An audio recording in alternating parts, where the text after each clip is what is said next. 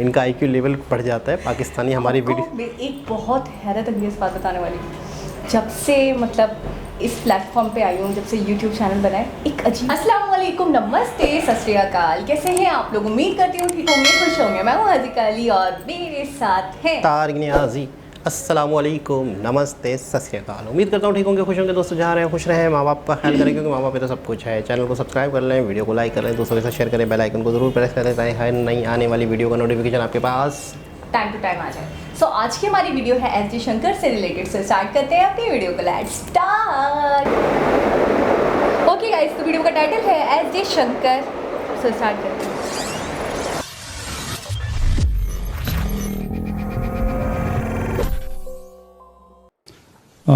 आपसे एक चीन से रिलेटेड एक महत्वपूर्ण क्वेश्चन करना चाहता हूँ। चीन अपनी नीतियों और अपनी वस्तुओं से पिछले 20 वर्षों में दूसरे देशों की इंटरनल पॉलिटिक्स को प्रभावित कर रहा है, और उसने अफ्रीका और ऑस्ट्रेलिया वगैरह की सभी माइंस पर उसकी कंपनियों ने कब्जा किया है। प्लस उसको लॉन्ग टर्म जो रॉ मटेरियल है उधर वहां से मिलने वाला है। तो क्या भारत ऐसा कुछ कर सकता है, या क्या कंबाइंड विश्व ऐसा कुछ कर सकता है कि चीन की इंटरनल पॉलिसीज पे हम प्रभाव करें, और इन माइंस पे जो कब्जा किया है चीन ने, उनको अपने उपयोग में अपनी कंपनीज कब उस कॉम्पिटिटिव वर्ल्ड में उतरेंगी?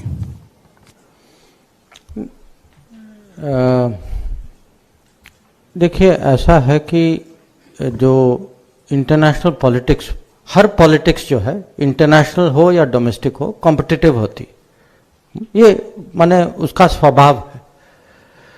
तो चीन जो करेगा वो अपने हित में करेगा। हमें अगर परेशानी है तो हमें भी जो अपने हित में करना चाहिए हमें करना चाहिए। इसमें मैं मानता हूं कि पिछले 75 साल में हमारे यहाँ अलग अलग क्षेत्र डिपार्टमेंट में या डोमेन में कहीं कमी रह गई हो। इकॉनमी उतनी नहीं बढ़ी जो मैंने कहा कि 15 साल की गैप थी रिफॉर्म में। अभी देख, जब राजीव गांधी गए चाइना 1988 में, हम दोनों इकॉनमी बराबर थे। अभी चीन की इकॉनमी जो है हमसे 4 गुना ज़्यादा है, 4 गुना से भी ज़्यादा है। तो मुझे लगता है कि नेगेटिव थिंकिंग के बजाय कॉम्पिटिटिव थिंकिंग होना चाहिए। कॉम्पिटिटिव थिंकिंग होना चाहिए कि भाई उनको देखते हैं कि वो क्या करते हैं, कम से कम हम जितना कर सकते हैं। और अभी मैं ये कह सकता हूँ कि ऐसी सोच भी है, ऐसे आत्मविश्वास भी है, ऐसी क्षमता भी बढ़ रही है। अभी अभी मैं लैटिन अमेरिका से वापस आया हूँ, साउथ अमेरिका से, और मैं वहाँ देख रहा हूँ कि ब्राज़ील हो या अर्जेंटीना हो, हमारे कंपनीज हैं वहाँ, माइनिंग में भी हैं, पावर में भी हैं, एग्रीकल्चर में भी हैं। तो जितना अभी मेरे लिए तो जितना इंडियन इकॉनमी बढ़ सकती है, जितने हमारे बिजनेसेस बाहर जा सकते हैं, और उसमें गुजरात की लीड तो नेचुरल है। मैं तो पूरा गुजरात पे निर्भर हूं कि भाई आप मेरी विदेश नीति का कुछ करिए, आप लोग बाहर जाके कुछ करिए। और सचमुच जितने हमारे कंपनीज बाहर जाते हैं इसका बहुत बहुत प्रभाव होता है, क्योंकि जो बाहर के जो दूसरे देश जो हैं उनके लिए इंडिया या इंडियन लीडरशिप ठीक है, वो कहीं चित्र देखते हैं, कभी कभी हमसे बीच में मिलते भी हैं, बट उनका जो रोज का जो इम्प्रेशन, रूटीन का जो इम्प्रेशन होता है, या तो वो जो इंडियन कम्युनिटी के कारण होता है या इंडियन बिजनेस के कारण होता है। जितने ज़्यादा बिजनेस हो, जितने अच्छे कंपनीज हो, जितने ज़्यादा कम्युनिटी हो, उनकी प्रगति का असर उन पे होता है। तो मुझे लगता है कि हम ठीक दिशा पे जा रहे हैं। अभी तो 8 साल ही हुए हैं, थोड़ा समय और दीजिए, पर मुझे पूरा विश्वास है कि हम उस ठीक ट्रेजेक्टरी पर हैं।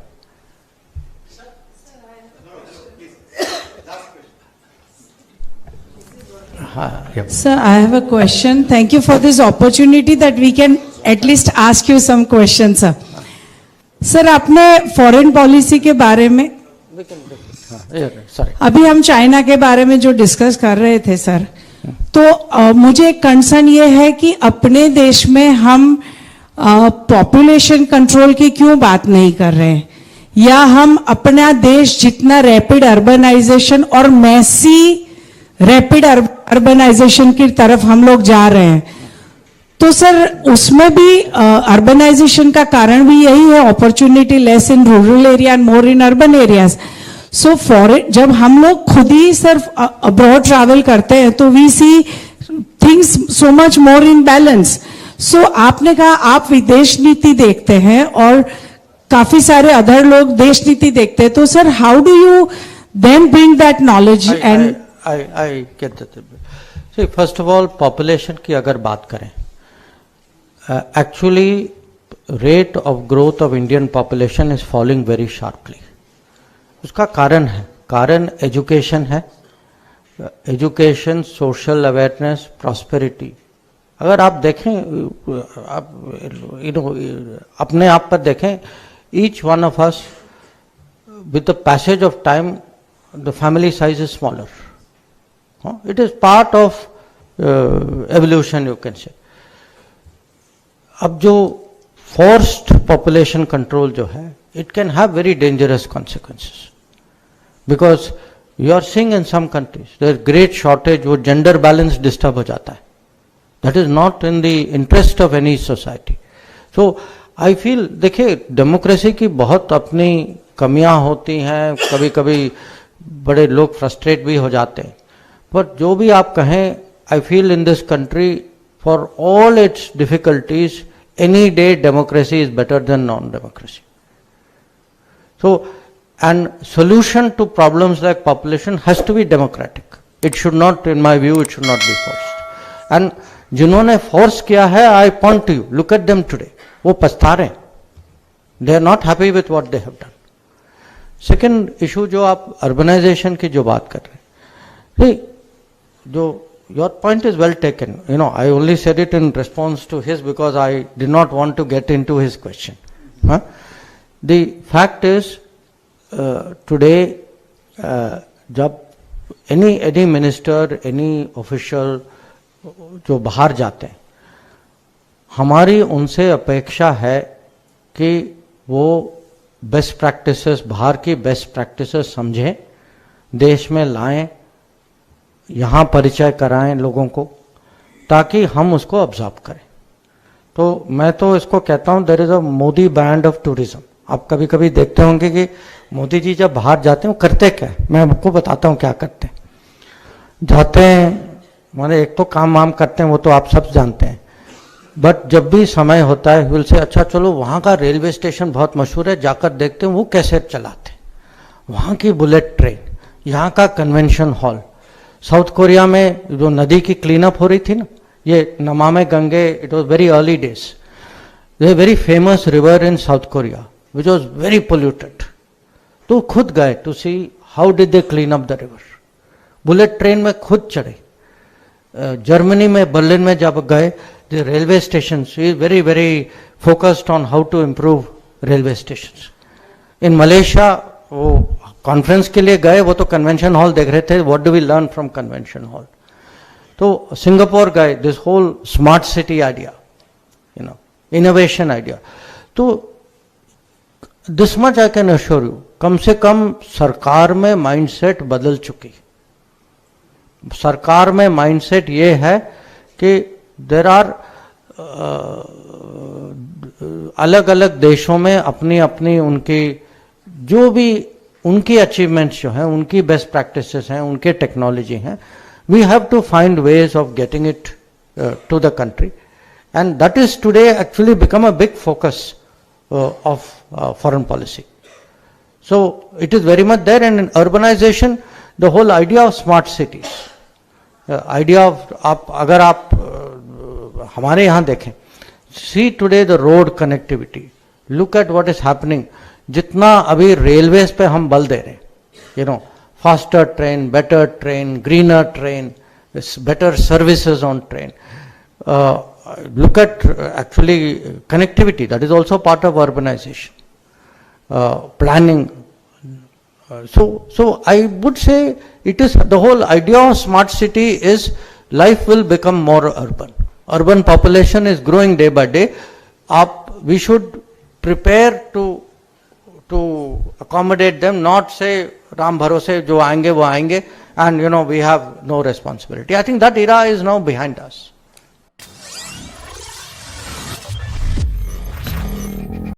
जी जनाब, एक सवाल के जवाब में तो मैं शायद ये समझ रहा था कि ये कहेंगे कि ये मुझसे रिलेट नहीं करता, तो इसका मैं कोई क्या जवाब दे सकता हूँ, तो मुझे ऐसा लग रहा था। और जाहिर सी बात है पूछने वाले ने भी बड़ी समझदारी की कि उस सवाल को इनके शोबे से रिलेट किया कि आपके जो एक्सपीरियंस है, आप मतलब मुख्तलिफ़ देशों में जाते हैं, वहाँ के जो आइडियाज़ हैं वो आप यहाँ पे अप्लाई करें।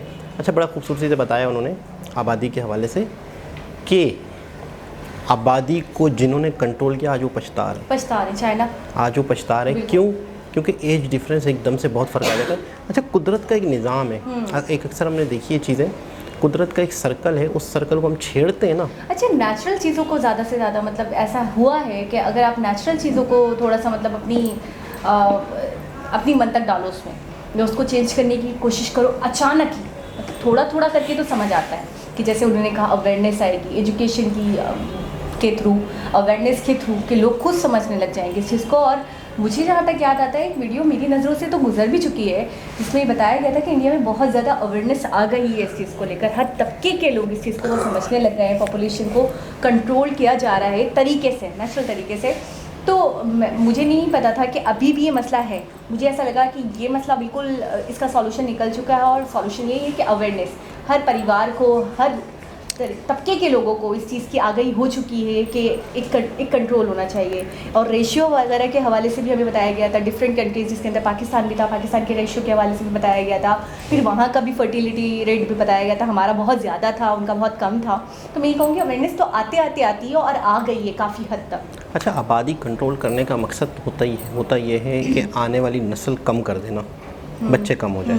अच्छा, जब बच्चे कम होंगे तो इन्हीं बच्चों ने बड़े होना है, फिर यही बड़े जो बच्चे होंगे, जवान होंगे, इनकी आबादी कम होगी, और यही जब जवान होते हैं यही मुल्क की ताकत होते हैं, यही एक वर्किंग पावर होती है।